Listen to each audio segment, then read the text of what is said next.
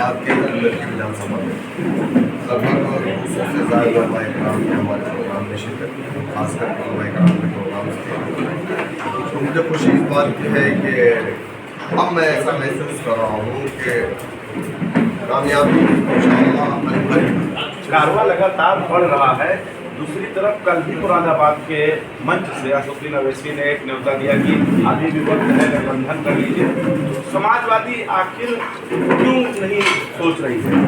अब ये बात तो समाजवादी पार्टी के दफ्तर में आपको जाके पूछना होगा, प्रेस जिसे आप अक्सर बेशतर जाते भी हैं, उनसे सवालात करते भी हैं, तो ये बात आप उनसे पूछिए। लेकिन हम ये कह देना चाहेंगे कि हम एक सियासी जमात है और सियासी पार्टी का काम होता है इलेक्शन में पार्टिसिपेट करना। तो ठीक है, अगर ये लोग हमें अपने गठबंधन में ले लें, हम पूरी कोशिश करेंगे, हम जाएंगे उनके दरवाजे पर, उनको लेटर भी लिखेंगे। ढोल तमाशे वाले के साथ अपना नहीं, हमारे डाकिया जाएगा वहाँ पे, हमारा डाकिया जाएगा इंशाअल्लाह ताला, और डाकिया के दिन के बंद करके जाएगा और जा करके उनको खत पहुँचाने जाएगा। चुपके से बस ऐसे नहीं, हम चुपके वाला कोई काम ही नहीं करते। हम लोग तो खुली किताब है अल्हम्दुलिल्लाह, तो हमारा वो काम नहीं है। चुपके चुपके दूसरे लोग काम करते हैं। आज 12 बनके से ज्वाइनिंग हुआ, तकरीबन कितने लोग शामिल हुए? अब देखिए, एक तो लंबी फहरिस्त है, मैं आपको क्या बताऊँ, क्योंकि इसमें लगभग 40 लोग के आसपास के हमारे पास लिस्ट है और 70 से 80 लोग हैं। मौलाना अखलाक नकवी साहब है, इनकी क़यादत में अल्हम्दुलिल्लाह कई उलमा-ए-किराम और मस्जिद के इमाम वगैरह ने भी आज पार्टी की हुर्रियत और हिमायत का ऐलान किया है।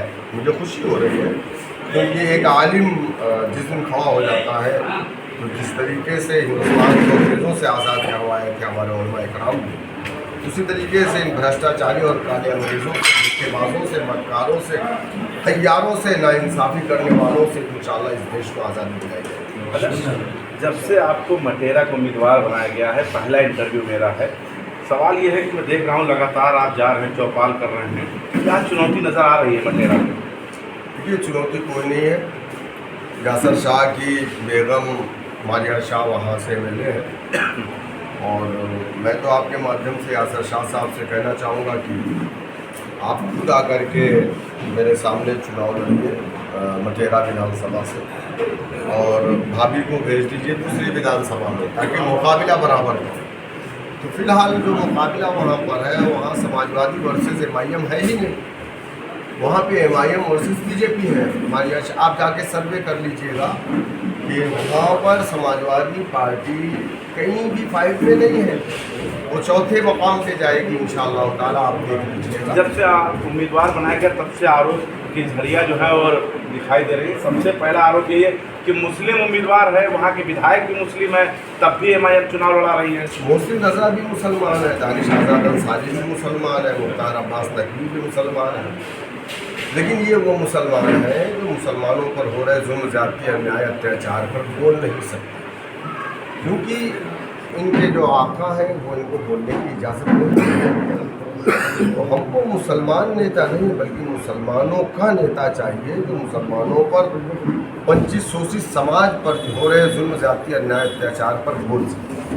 तो मुसलमान तो बहुत है, 34 मुसलमान मिल रहे हैं, आए दिन के लिए घटनाएं हो रही, मुसलमानों की मॉब लिंचिंग, दाढ़ी खींची जा रही है, मसाजिद में तोड़ा जा रहा है, लाउडर उतारे जा रहे हैं, लेकिन उनके मुँह से जबान उनकी ज़बानों में लिखे। आपका वीडियो बड़ा वायरल हो रहा है, आपने कहा जैसे रोड पे नमाज नहीं पढ़ सकते, वैसे कांवड़ भी उसके लिए कोई रास्ता रखें। तो हमारे प्रदेश के मुख्यमंत्री जी ने कहा था कि खबरदार अगर कोई सड़कों पर उत्पात मचाएगा, सड़कें चलने के लिए है, ना कि सड़कें जो है पूजा करने के लिए, इबादत के लिए।